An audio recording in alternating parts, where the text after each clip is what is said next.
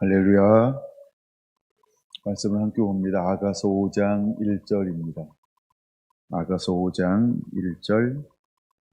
내 누이 내 신부야, 내가 네 동산에 들어와서 나의 모략과 향재료를 거두고 나의 꿀송이와 꿀을 먹고 내 포도주와 내 우유를 마셨으니 나의 친구들아 먹으라, 나의 사랑하는 사람들아 많이 마시라.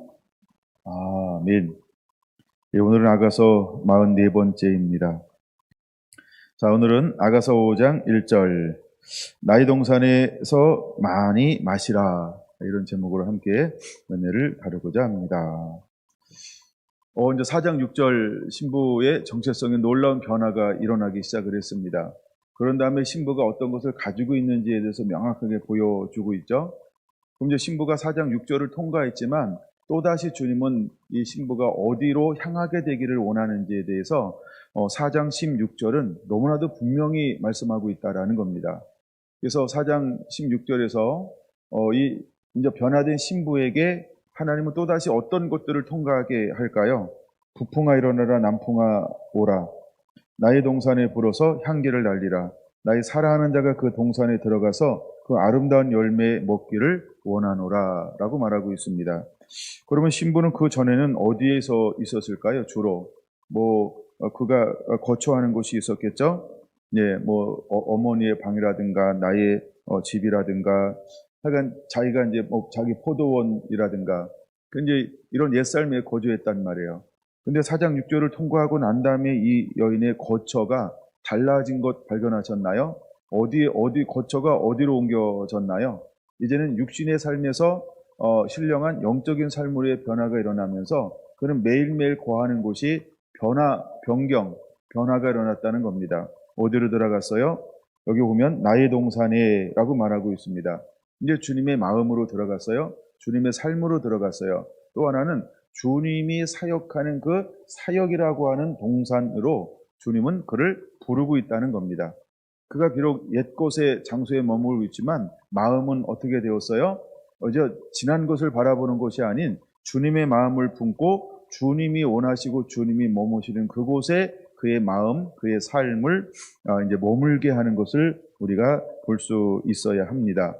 주님은 그를 쓰기 위해서 두 가지를 허용하는 거죠. 북풍도 허락하고 남풍도 허락하고, 마찬가지로 예수님도 사역을 시작할 때 성령의 이끌림을 받아서 첫 번째는 시험을 받으러 가셨고, 두 번째 성령에 이끌려 가셔서 사역을 시작하는 것처럼 하나님은 우리를 쓰기 위해서도 무엇을 허용하냐 하면 연단이나 고난이나 환난이나 핍박이나 이런 걸 통해서 다시 한번 우리를 흔들어 깨우고 마무리 준비를 하신다라고 하는 거죠.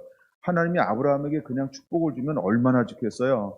근데 하나님은 마지막 축복을 주기 위해서도 아브라함에게 무엇을 요구하죠? 시험하러 내 사랑하는 아들을 내게 드려라라고 하는 이것을 통과하게 만든다는 거죠. 그리고 그것을 통과하고 났을 때 드디어 그에게 새로운 차원의 축복을 선포하신다는 겁니다.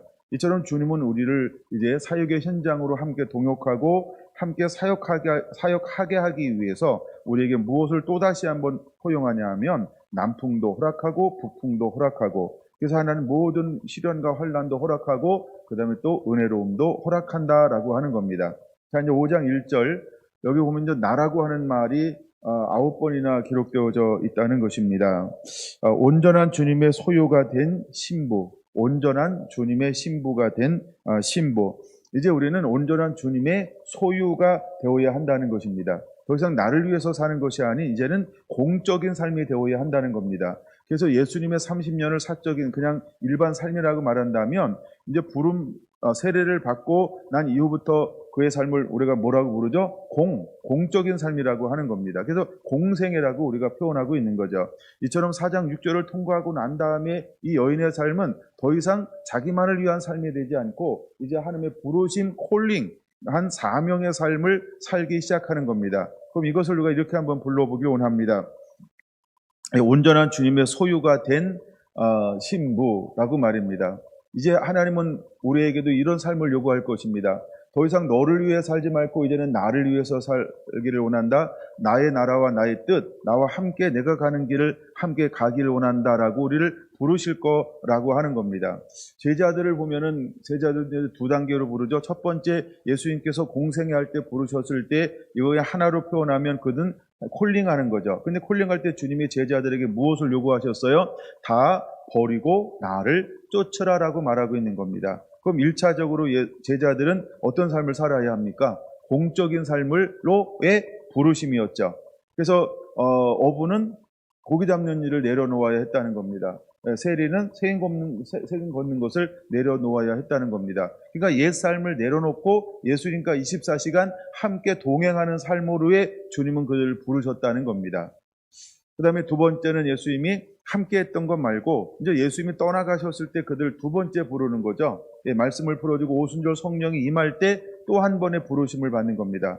그때 그들은 어떤 삶을 사나요? 이 땅의 차원이 아닌 생각이 완전히 바뀌죠. 육신이라는 한계에 멈춰있는 생각이 아니고 육을 뚫고 지나가 이제 그 안에 영이 말하는 내적 음성을 듣고 온전히 순종하는 삶으로의 또 다른 공적인 삶으로의 이제 삶을 살아가는 것들이 사도들의 삶이었던 겁니다.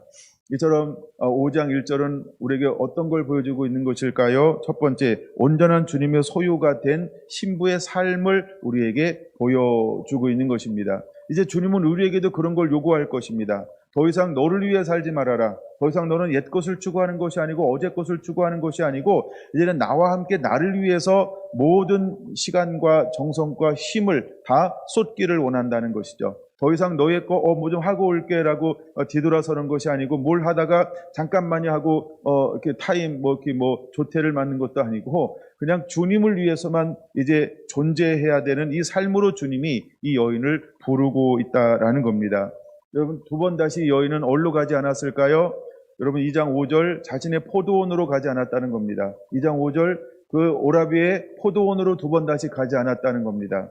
이 4장 6절을 통과한 다음에 이 여인은 어디로 가고 있나요? 나의 동산, 즉 주님의 동산에 들어가서 주님이 일하시는 그곳에 함께 머물고 거기서 새롭게 양육되어지고 거기서 새 힘을 공급받고 얻으면서 주님이 원하시는 6장에 넘어가서 이제 골짜기로 내려가기 시작했다는 것입니다. 이것이 신부의 삶인 것입니다. 여러분 우리는 우리의 소유권은 어디에 있습니까?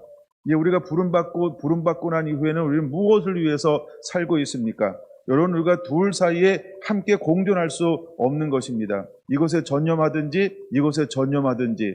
우리가 마태복음 6장에 보면은 두 주인을 섬길 수 없다라고 말합니다. 물론 거기 두 주인은 재물과 하나님을 겸하여 섬길 수 없다라고 말합니다. 마찬가지로 우리는 두 군데 함께 공존할 수 있는 존재가 아니라는 것이죠. 여러분 우리의 첫째 자리를 어디다 두어야 할까? 첫 곳을 어디다 누워야 할까? 이제 이 신부에게 주님은 이것을 결정하기를 요구하셨고 그래서 4장 6절과 스스로 자원함으로 올라간 이후에 그는 나의 모든 걸 다 내려놓고 주님이 원하시는 동산으로서의 새로운 삶을 그는 결정했다는 겁니다.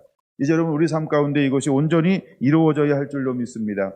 그래서 이렇게 말합니다. 나의 동산, 나의 신부, 나의 누이, 나의 모략, 나의 향재료, 나의 꿀송이, 나의 꿀, 나의 포도주, 나의 우유라고 말하면서 이제 주님의 나는 예수님의 완전한 소유가 되었습니다라고 그는 고백하고 있다는 겁니다. 그리고 실제로 그 삶을 시인하고 있다는 겁니다. 여러분 이렇게 말하고 있습니다. 내 동산에 들어가서라고 말입니다. 이것은 소유권을 취하는 것과 마찬가지입니다. 그 여인은 3장 1절 어디에 머물렀나요? 내 침상에. 3장 4절 어디에 머물렀나요? 내 어머니의 집에, 나를 잉태한 자의 밭에. 늘 그는 나의 집에 옛것에 머물렀다고 한다면 이제는 새롭게 부른 그 동산으로 들어가야 한다는 겁니다. 이제는 우리의 인생 가운데 이런 삶의 변화가 일어나게 되기를 예수님의 이름으로 축원합니다. 더 이상 부름받았다고 한다면 내 것에 연연하지 않고 완전히 그것을 버리는 겁니다. 내려놓는 겁니다. 그리고 부르심을 향하여 달려가는 것이 우리의 삶이어야 할 줄로 믿습니다. 그 다음에 나의 모략과 향재료를 거두고라고 말합니다. 여러분 주님은 십자가를 받아들임으로 예수님을 위한 시간들, 예수님을 위한 삶으로 살아가기를 이 여인에게 강력하게 요구하고 있는 걸 우리는 보아야 하는 것입니다. 그래서 나의 모략과 향재료를 거두기를 원하고 있는 것입니다. 여러분 우리 예수님의 죽음은 곧 나의 죽음이어야 합니다. 이제 나의 죽음은 자아파세이어야 합니다. 자아파세는 내가 하고 싶은 모든 것을 내려놓고 하나님의 나라와 뜻, 이것을 위해서 사는 삶이어야 할 줄로 믿습니다. 또한 그녀의 삶에 부어지는 은혜로 우리는 누려야 하는 것입니다. 우리가 무엇을 누려야 할까? 우리의 누림 속에 예수님의 향기만을 드러내는 삶이 우리 속에 일어나야 할 줄로 믿습니다. 네 가지의 단어를 말하고 있습니다. 하나는 꿀송이, 두 번째는 꿀, 세 번째는 내 포도주, 네 번째는 우유를라고 말하고 있습니다. 먼저 꿀송이와 꿀을 먹는 자가 되어야 합니다. 이것은 우리 양식의 변화인 것입니다. 이제 우리가 매일매일 묵상함의 변화, 삶의 변화가 일어나야 합니다.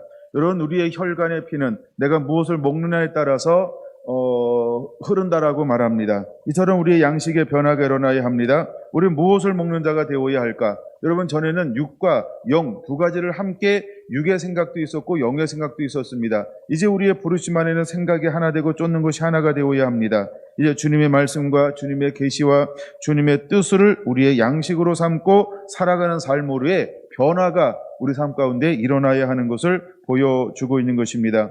제가 늘 다루는 것처럼 요한복음 4장 34절, 예수님은 나의 양식은 무엇이라고 말하고 있습니까? 나를 보내신 이의 뜻을 행하는 것이고 나의 양식이다라고 말씀을 하고 있습니다. 마태복음 7장 21절을 말합니다. 주여 주한 자가 다 천국에 들어갈 것이 아니요 다만 하늘에 계신 내 아버지의 뜻대로 행하는 자라에 들어가니라고 말씀을 하고 있는 것입니다. 여러분은 무엇을 행하는 자가 되어야 할까요? 아버지의 뜻을 행하는 자, 이제 이것이 우리의 양식이 되어야 할 줄로 믿습니다. 그 다음에 포도주와 우유라고 하는 것은 무엇일까? 이것은 바로 하나님의 말씀과 또 하나님의 말씀과 하나님 깊은 친밀함들을 의미하는 것입니다. 여러분, 제자들은 부활하신 예수님께 특별히 말씀을 마음의 문을 열어 풀어주었습니다. 이것은 이렇게 표현하고 있는 것입니다. 드디어 예수님은 제자들에게 마음에 입맞춰 주었습니다. 말씀으로 입맞춰 주었습니다. 그리고 오순절날 성령으로 입맞춰 주었습니다. 요한계시록 7장에 말하고 있는 것처럼 어느 때가 되면 하나님께서 먼저 오셔서 누구에게 인을 치나요? 믿는 자들에게 하나님은 인을 친다는 겁니다. 인을 치고 난 그 다음에 새로운 이런 환란이 시작이 되어진다라고 하는 겁니다. 이걸 왜 그렇게 할까요? 먼저 주님은 주님의 자녀들을 보호하겠다는 겁니다. 지켜내겠다라고 하는 겁니다. 구별하겠다라고 하는 것입니다. 할렐루야. 그래서 먼저 주님은 우리에게 오셔서 말씀과 우유로 먹고 마시게 할 겁니다. 구별하게 할 겁니다. 우리가 먼저 준비가 되게 할 것입니다. 이런 은혜들이 우리에게 임하게 되기를 원합니다. 저는 갈라디아서 1장을 읽으면서 참 많은 목회적 가치관을 가지게 했던 이유가 크게 두 가지입니다. 하나는 내가 사람을 기쁘시게 하려 하나님을 기쁘시게 하려 할 때 사도 바울은 사람보다는 하나님을 기쁘시게 하는 것을 선택하였구나. 저는 갈라디아 1장을 통해서 이것을 배웁니다. 두 번째는 무엇을 제가 사모하게 됐냐 하면 내가 사람에게 배운 것이 아니라고 말합니다. 사람에게서 듣고 배운 것이 아니고 하나님의 계시로 말미암아 된 것이라고 그는 고백합니다. 저는 그때부터 꿈을 꿔고 기도하기 시작했습니다. 그렇습니다. 하나님, 내가 신학을 배웠으니까, 내가 많은 사람들에게 학문을 배우고 책을 읽으니까, 교제하니까 하나님 배운 것 가지고 하는 것이 아니라 이 하나님 계시로 하는 자가 되게 하여 주옵소서. 사도 바울은 계시로 했다라고 말합니다. 그럼 우리의 소원 중에 하나가 무엇이어야 할까? 배우는 것이 아닌 하나님 우리에게 계시로 주시는, 깨달음으로 주는, 이것을 레마라고도 말합니다. 우리 안에 이런 은혜들이 임하게 되기를 원합니다. 왜냐하면 예수님은 요한복음 5장 19절 30절에 말하고 있는 것처럼 스스로 아무것도 행하지 않았습니다. 그럼 신부가 딱 됐을 때 네 가지의 은혜가 임하는 거죠. 하나는 꿀송이, 꿀, 그 다음에 세 번째는 포도주, 그 다음에 우유. 이 네 가지가 우리에게 주어짐으로 말미암아 우리도 무엇으로 스스로 살 수 없는 존재가 되었다는 겁니다. 이제 우리는 무엇으로 사는 자가 되어야 할까요? 하나님이 우리에게 보여주는 것, 하나님께서 우리에게 들리게 하는 것, 그 다음에 세 번째 하나님에게 가르쳐주는 것, 이 세 가지로 이제 우리는 사역하는 자가 되어야 한다는 것입니다. 할렐루야. 우리 모두에게 이런 일들이 일어나게 되기를 예수님의 이름으로 축원을 드립니다. 여러분, 거기다 손 하나 껴놓고 고린도 후서 4장을 한번 보려고 합니다. 고린도서 4장 6절 이하에 보면 이렇게 말씀을 하고 있다는 것이죠. 어두운데 빛이 비치라 말씀하시던 그 하나님께서 예수 그리스도의 얼굴에 있는 하나님의 영광을 아는 빛을 우리 마음에 비추셨느니라. 그럼 우리 속에 어떤 변화가 일어나야 할까? 저는 이것을 6절부터 18절을 이렇게 한마디로 정의하고 싶습니다. 속 사람의 변화라고 말입니다. 우리 안에는 속 사람의 변화가 일어나야 합니다. 크게 두 가지로 영적 변화가 일어나게 되길 원합니다. 첫째는 6절 말씀하고 있는 것처럼 하나님의 영광을 아는 빛을 우리 마음에 비추심으로, 할렐루야, 하나님의 영광을 아는 빛을 우리 마음에 비침으로 우리 안에 변화가 일어나야 하는 것입니다. 그러면 신부는 어떤 변화가 일어났을까? 4장 6절을 통과하고 난 다음에 예수 그리스도 안에 있는 영광을 아는 빛이 우리 마음의 비침을 통하여서 이제 우리는 무엇을 가지고 무엇을 향하여 달려가는 삶으로의 변화가 일어났을까? 바로 그 하나님의 영광을 가지고 달려가는 삶으로의 변화가 우리 안에 일어나야 할 줄로 믿습니다. 그래서 우리는 7절에 말하는 것처럼 우리도 이 보배를 우리 마음에 간직한 그런 하나님의 사람이 되어야 할 줄로 믿습니다. 아멘. 10절을 함께 보겠습니다. 10절. 우리가 항상 예수의 죽음을 몸에 짊어짐은 예수의 생명이 또한 우리 몸에 나타나게 하려 함이라. 우리 살아있는 자가 항상 예수를 위하여 죽음에 넘어짐은 예수의 생명이 또한 우리 죽을 육체에 나타나게 하려 함이라. 아멘. 우리 안에 이 일들이 일어나야 할 줄로 믿습니다. 내가 자원함으로 4장 6절에 올라가서 내가 자아가 파쇄가 되어집니다. 그리고 예수님과 더 깊은 친밀한 가운데로 그분을 아는 상태로 영적인 변화가 일어납니다. 근데 이 두 가지가 일어남을 통해서 신부의 놀라운 정체성이 이제 7절부터 14절까지 풀어지기 시작하는 것입니다. 여러분, 실제로 우리 안에 이런 영적인 변화가 일어나게 될 겁니다. 이걸 우리는 고린도후서 4장에 무엇이라고 표현하고 있을까? 바로 예수를 위해서 죽음에 넘겨지는 것입니다. 그러고 나면 예수의 생명이 우리의 육체에 나타나게 되어 있는 것입니다. 다시 한번요. 예수를 위해 죽음에 넘겨지면 예수 생명이 우리의 육체에 나타나게 되어져 있는 것입니다. 이제 신부는 어떤 삶으로 정의되어져야 할까? 예수의 생명이 나의 삶으로 나타나게 하는 것, 이것이 바로 신부라고 하는 것입니다. 여러분, 우리 안에 이런 은혜들이 임하게 되기를 원합니다. 16절 이렇게 말합니다. 그러므로 우리가 낙심하지 아니하노니 우리의 겉사람은 낡아지나 우리의 속사람은 날로 새로워지도다. 할렐루야. 그래서 우리가 18절 보이지 않는 것은 보이지 않는 것이니 보이는 것은 잠깐이요 보이지 않는 것은 영원함이로다. 이제 우리는 보이는 것을 향해서 달려가는 자가 아니고 보이지 않는 것을 향해서 다름질하는 자, 이것이 우리의 삶이라고 표현하는 것입니다. 우리 안에 이런 은혜들이 일어나게 되기를 예수님의 이름으로 축원합니다. 아가서로 다시 넘어옵니다. 아가서 4장 11절은 10절과 11절은 우리에게 이렇게 말합니다. 내 누이 내 신부야, 내 사랑이 어찌 그리 아름다운지 내 사랑은 포도주보다 진하고 라고 말합니다. 이 말은 무슨 말이냐면 이제는 세상에서 줄 수 있는 어떤 기쁨이나 즐거움이나 쾌락보다 이 여인이 사랑하는 것이 더 사랑스럽다는 겁니다. 이제 이 여인은 주님을 향한 진정한 사랑이 그 마음으로부터 삶으로부터 온 정성으로부터 뿜어져 나오는 것을 이제 뿜어져 나옴이 시작이 되었습니다. 자, 그러면서 세 가지로 이 신부를 정의하고 있죠. 첫째는 무엇으로 정의하냐 하면 내 기름의 향기는 각양 향품보다 향기롭구나라고 말하고 있습니다. 내 기름의 향기는 바로 이 신부가 가지고 있는 모든 생각, 모든 사고, 이 모든 동기가 너무너무나 향기롭다는 겁니다. 그러니까 우리가 이렇게 말한 거죠.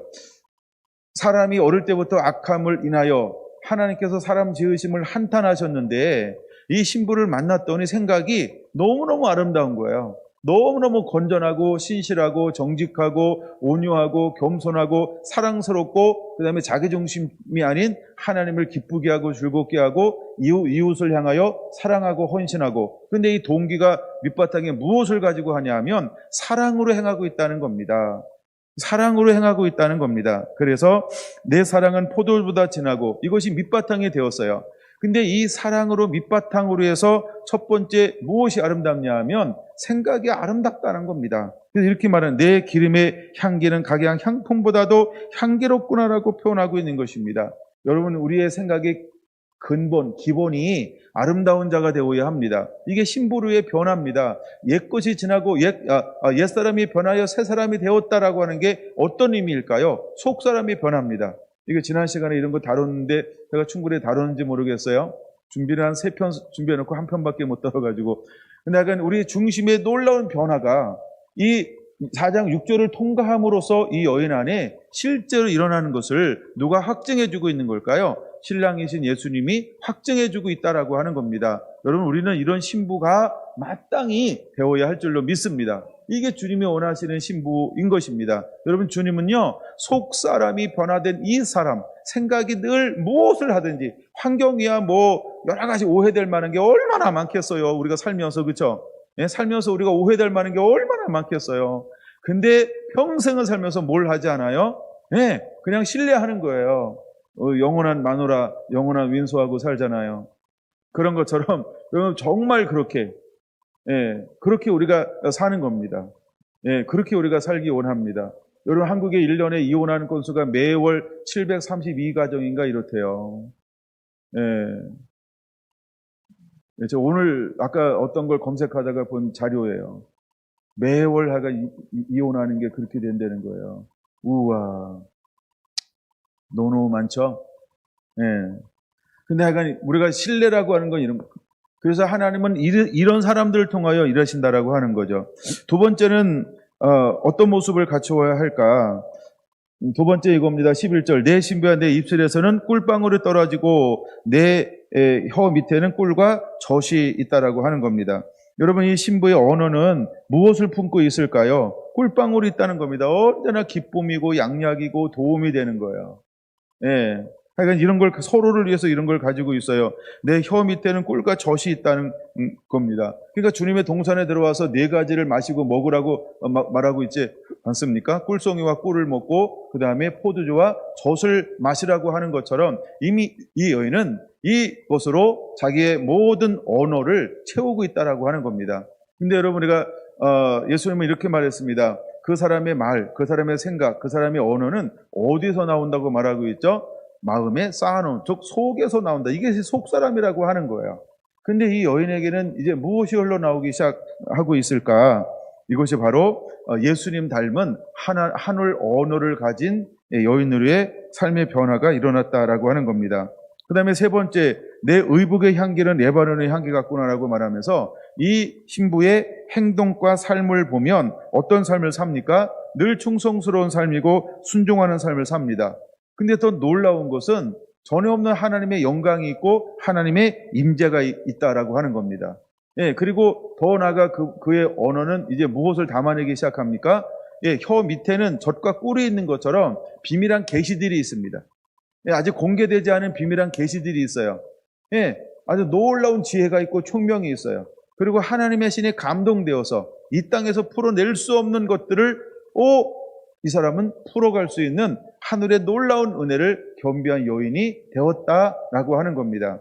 근데 또다시 5장 1절 주님의 동산에 들어가서 온전한 주님의 소유가 되어서 거기서 또 무엇을 먹고 또 무엇을 마시고 있나요? 끊임없이 그는 쉬지 않고 무엇을 먹고 마신다고요? 하나님의 꿀, 하나님의 꿀송이, 하나님의 포도주, 하나님의 우유를 먹고 마시고 있다라고 하는 겁니다. 그러면 이 여인은 끊임없이 주님의 동산에서 주님의 소유가 되어서 무엇으로 채워지고 있는 것을 볼 수 있을까요? 주님의 것으로 계속해서 공급받고 채워지고 있는 걸 볼 수 있습니다. 그러면 주님 것으로 채워지면 이 여인의 삶 속에서는 이제 무엇이 흘러나오기 시작할까?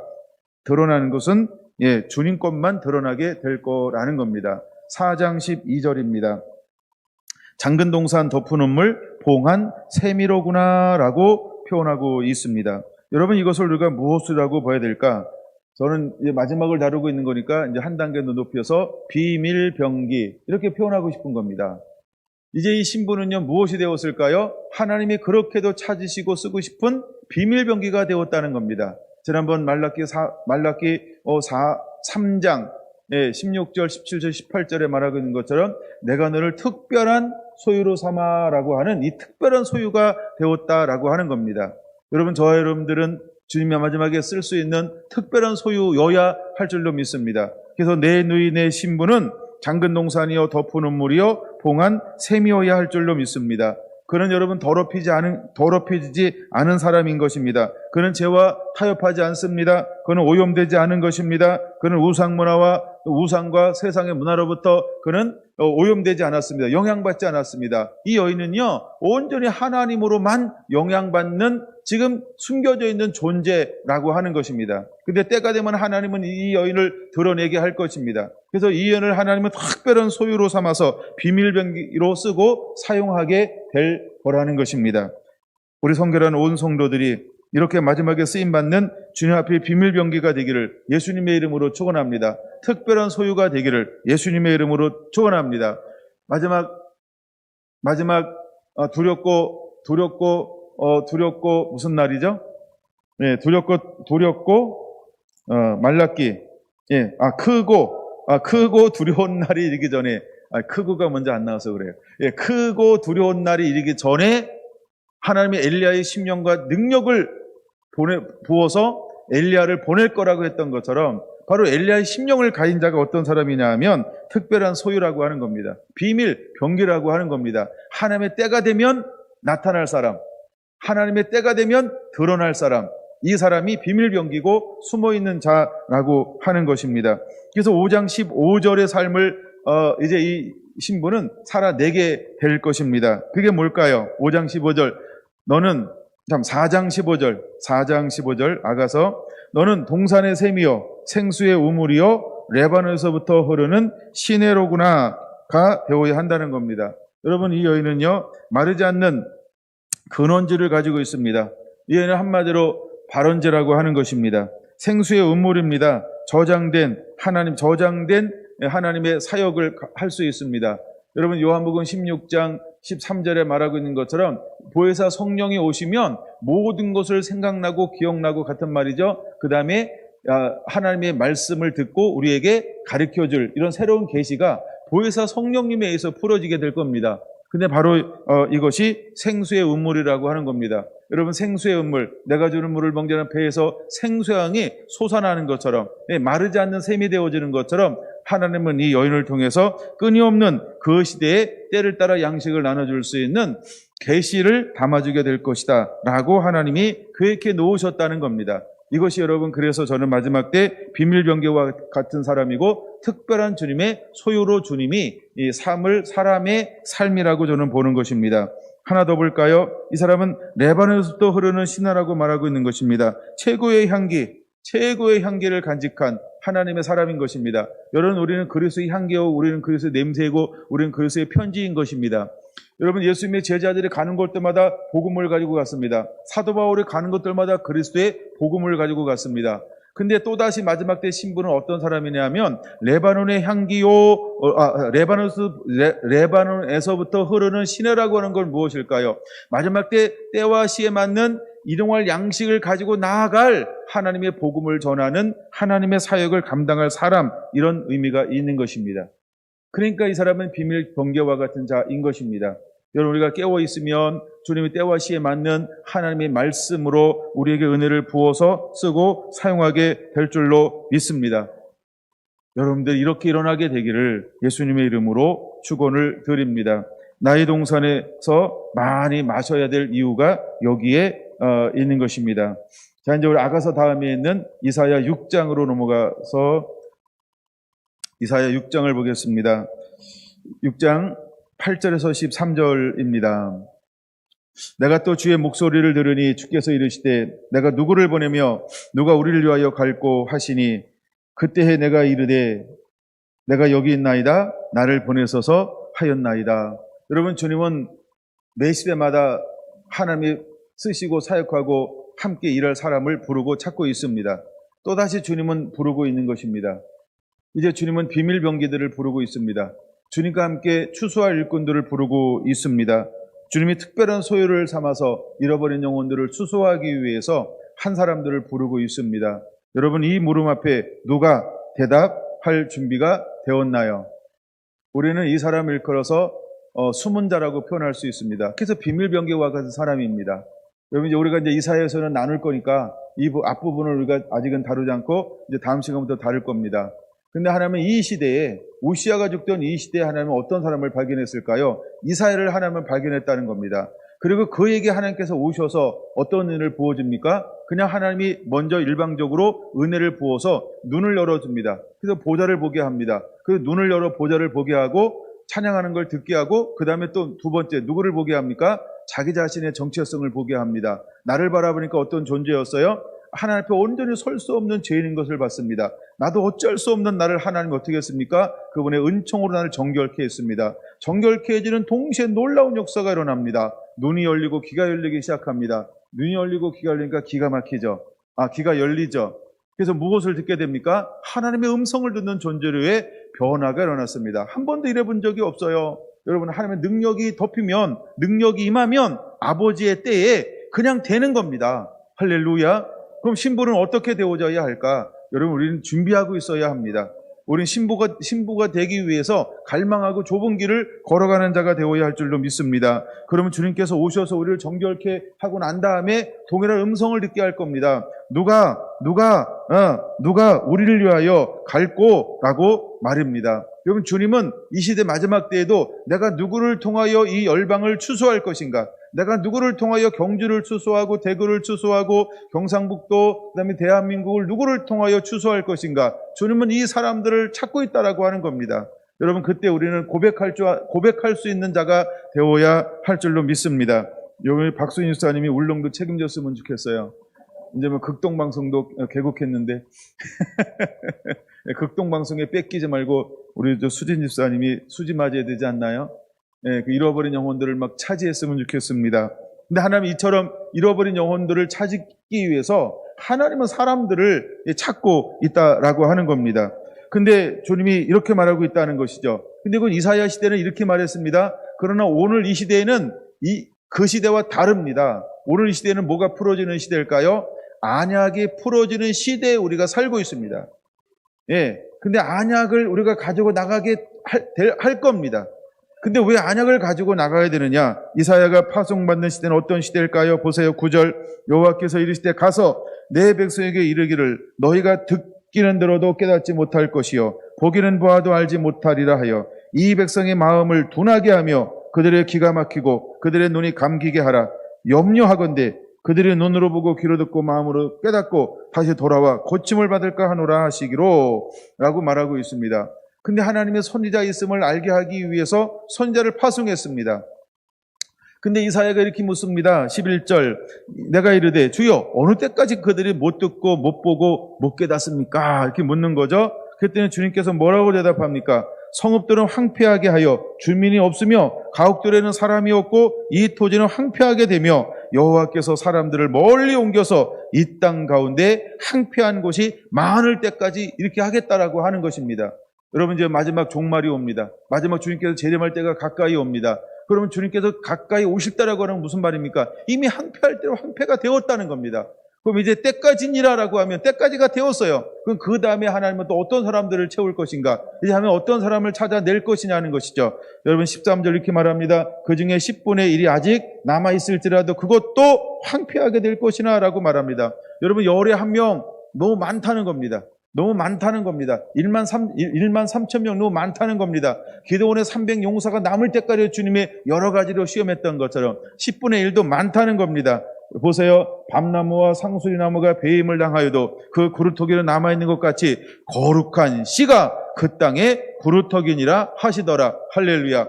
다 없어져야 한다는 겁니다. 아무도 없어져야 한다는 겁니다. 여러분, 그 시대에 어떤 사람도 하나님이 쓰실 수 없다는 것. 그 다음에 그 시대의 사람들을 주님은 쓰고 싶지 않다는 겁니다. 왜? 역사가 흘러갈 겁니다. 세대가 바뀌고 또 세대가 바뀌고 새로운 세대가 일어나게 될 겁니다. 그러니까 이 땅 가운데 뭐처럼 보여요? 희망이 없는 것처럼 보입니다. 말씀이 없어요. 영적 흑암 시대가 되어야 합니다. 하나님과 교통하는 사람이 없어요. 경건한 사람이 없어요. 의로운 사람이 없어요. 정직한 사람, 양심을 가진 사람이 아무도 없어요.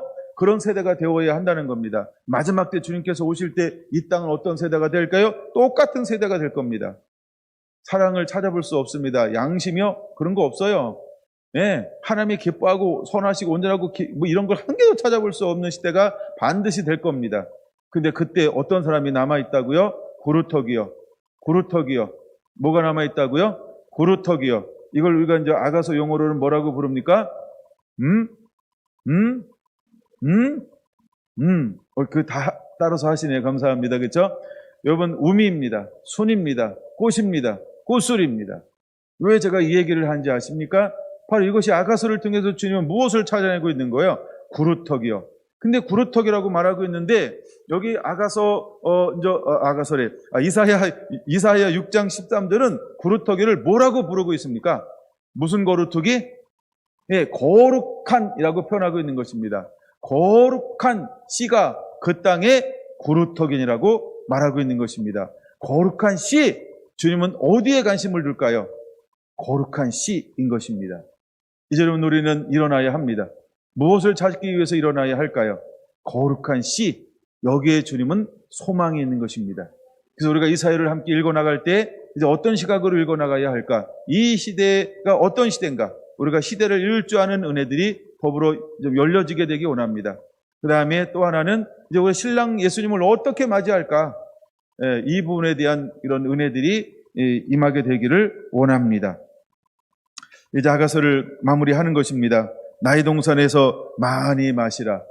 여러분, 우리가 주님의 동산에 들어가서 정말 주님께서 원하시는 시각으로 하나님의 말씀은 꿀송이와 같고 꿀과 같고라고 말하고 있는 것처럼 여러분들이 이 사회를 또 읽어나갈 때 정말 이 꿀맛이 일어나게 되기 원합니다. 꿀맛이 없으면 시장 가서 꿀 사서 먹으면서 읽으시기 바랍니다. 웬 꿀맛이야 이러면서 같이 음미하시면서 하여간 꿀맛을 느껴야 합니다. 말씀이 꿀이 되기를 원합니다. 먹고 싶고 또 먹고 싶은 이런 말씀이 되기 원합니다. 꿀 너무 많이 먹으면 똥 싸나요? 설사하나요? 그러니까 너무 많이 욕심 부리지 말고 그냥 하루에 한 장씩 꾸준하게 매일매일 양약처럼 먹게 되기 원합니다. 그리고 막 고시우며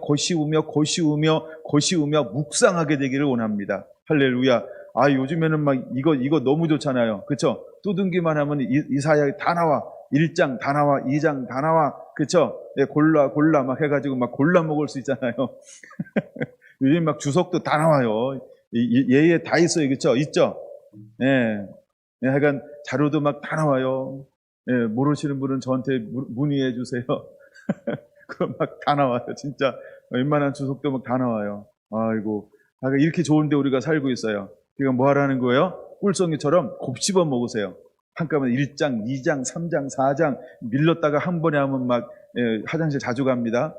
그러지 마시고 매일 그게 우리의 몸에 양약이 될 겁니다. 그게 우리의 건강이 될 겁니다. 할렐루야. 그래서 꿀송이와 같고 꿀과도 같고 그 다음에 뭐도 같고 포도주와도 같고 이건 하나님의 말씀을 말하는 겁니다. 또 하나 뭐라고요? 우유와도 같고. 여러분, 예수님의 눈이 뭐에 씻은 듯한 눈인가요? 우유에 씻은 듯한 눈을 가졌던 것처럼 여러분들의 눈도요, 이제는 막 우유에 씻은 듯한 예수님의 눈이 되어야 할 줄로 믿습니다. 할렐루야.